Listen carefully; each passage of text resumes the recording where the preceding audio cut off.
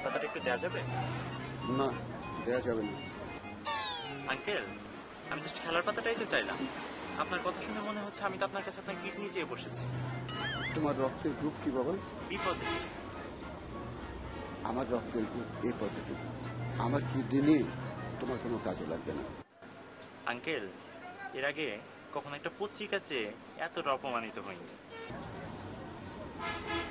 আমি জীবনে যতবার বাসে পত্রিকা অন্যকে পড়তে দিয়েছি কখনোই অক্ষত অবস্থায় ফেরত পাই। এই জন্য আমি পত্রিকা একবার মুখস্থ করি, দুবার রিভিশন দিই, যাতে করে অবজেক্টিভ টাইপ প্রশ্ন এলে চোখ বন্ধ করে বৃত্ত ভরাট করে A+ পেতে পারি। শোন, এদেশে কখনোই বই আর পত্রিকা অন্যকে পড়তে দিলে অক্ষত অবস্থায় ফেরত পাবে না। দেশে যত পাপী আছে এর মধ্যে ৭৫% হচ্ছে জ্ঞান পাপ। আমি নিজে জরিপ করে দেখেছি, জ্ঞান পাপীকে দেশটা ভরে গেছে। আঙ্কেল, আপনি তো রীতিমতো জিনিয়াস। পুরো বাংলাদেশের উপরে এত বড় একটা জরিপ আপনি কিভাবে করে ফেললেন, একটু বলা যাবে?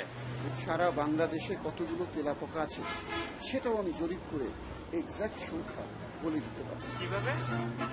খুবই সহজ।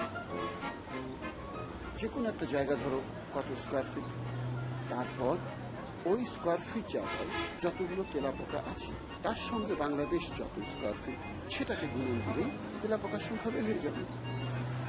আঙ্কেল, আপনি আসলেই জিনিয়াস। আমি আপনার চেহারা দেখে সন্দেহ করছিলাম। তা আঙ্কেল, খেলার পাতাটাকে একটু দেওয়া যাবে? তোমাকে দেখে ভালো ছেলে মনে হচ্ছে। ঠিক আছে, নাও।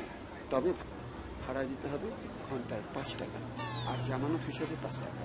যদি অক্ষত অবস্থায় পত্রিকা ফেরত দিতে পারো তখন সেই জামানতের ৫ টাকা ফেরত পাবে। ঠিক আছে? আঙ্কেল, সরি টু সে, আমি আপনার মতো মাল লাইফে একটাও দেখিনি।